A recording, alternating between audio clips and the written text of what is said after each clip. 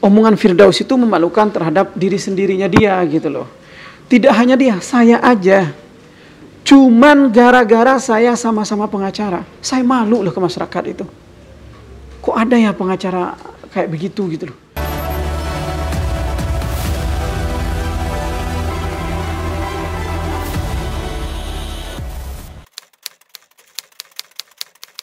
Jutaan orang bahkan yang hari ini nih tahu dan ikut senang melihat kejadian, bukan kejadian ya, melihat panggilan saudara Firdaus dan Rasman ini ke Baraiskrim, ke kepolisian terkait laporan Ketua Pengadilan Jakarta Utara terkait laporan tindak pidana atau dugaan tindak pidana contempt of court yang naik ke atas meja.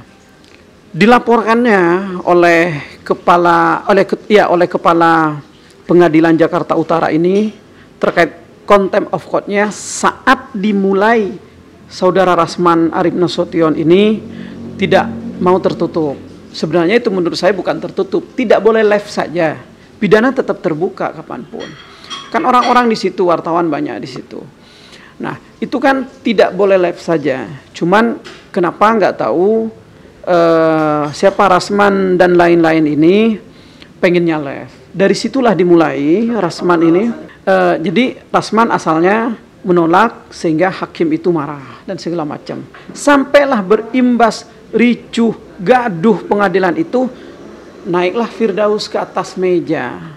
Apapun alasannya Firdaus naik ke atas meja ini sudah tidak masuk akal. Apapun kondisinya saat itu tidak dibolehkan begitu. Pertama, dia pakai toga. Kedua, memang tidak sedang sidang. Tapi itu masih serangkaian sidang. Di ruang sidang, serangkaian sidang itu. Masih ada di situ semuanya. Hotman masih di situ. Terlepas hakim balik duluan, emang begitu aturannya. Terus alasan Firdaus naik ke ke meja sidang itu, saya tidak tahu. Saya pesilat, saya ini itu.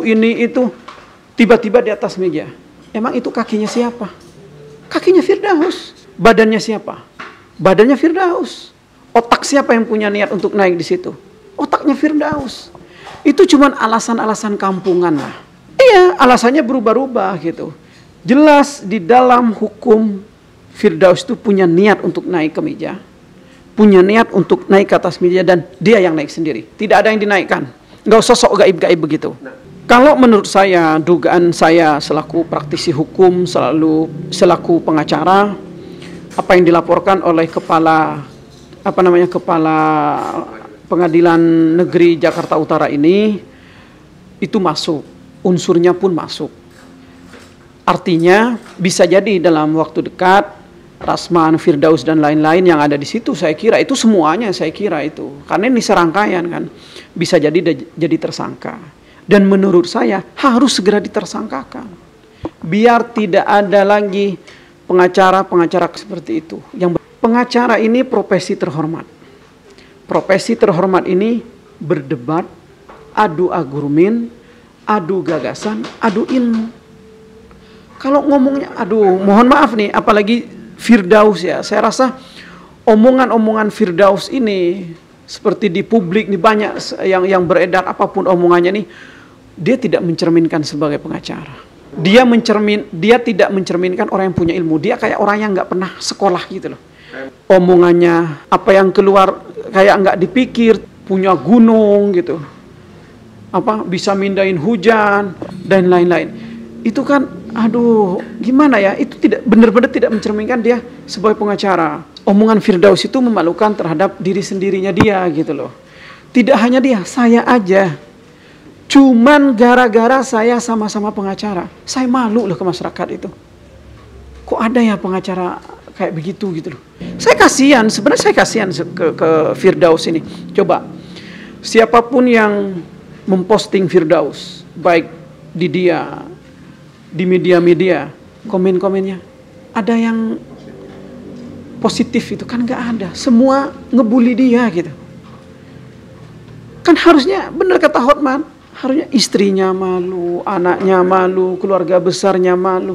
Tapi dia kan malah seneng gitu, malah seneng dia viral. Dia walaupun dibully ini, Firdaus ini kayak seneng viral. Kalau kita lihat Firdaus dari dulu nih, Gus Miftah, Raffi Ahmad, Andre Taulani, terus siapa lagi tokoh-tokoh lah ya, termasuk saya, Vicky Prasetyo, disenggol semua sama Firdaus ini.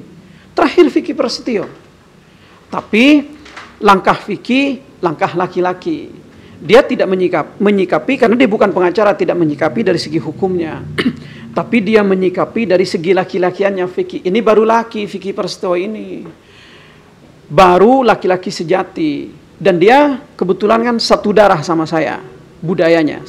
Sama-sama darah Madura Vicky ini. Itu baru orang Madura. Baru Madura mentality. Jadi Vicky ini menantang saudara Firdaus Oyobo untuk bertanding di ring tinju. Wah, ini luar biasa Vicky Prasetyo ini. Ini laki-laki sejati kayak begini gitu loh. Seru. Ini jauh lebih berkualitas daripada Firdaus. Ini aduh, pokoknya laki-laki banget seperti itu, laki-laki sejati gitu.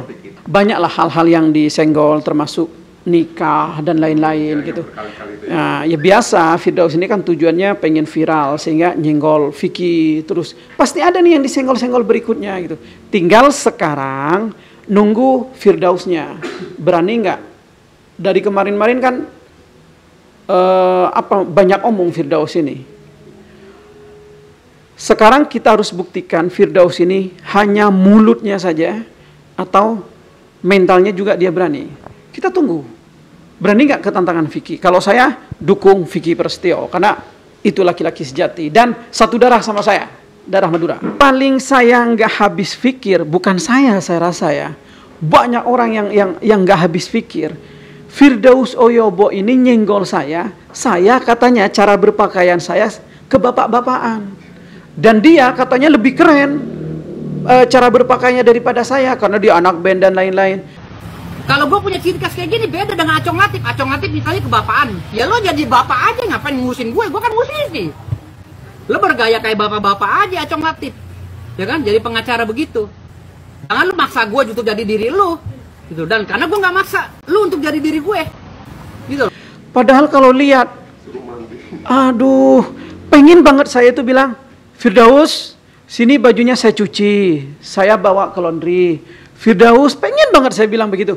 Yuk ikut saya ke salon, yuk ikut saya perawatan, saya deh yang bayar gitu loh. Saya kasih sabun yang bagus gitu. Saya kasih skincare yang bagus biar glowing. Pengen banget ke Firdaus saya bilang seperti itu gitu. Kalau melihat, aduh saya nggak bisa komen itu. Tapi teman-teman yang menilai itu, masyarakat yang menilai itu, dia membandingkan loh dan sendiri. Dia membandingkan sendiri cara berpakaiannya dia dan saya, cara berpenampilannya. Ya kalau saya memang sederhana cara berpakaian, cara berpenampilan gitu.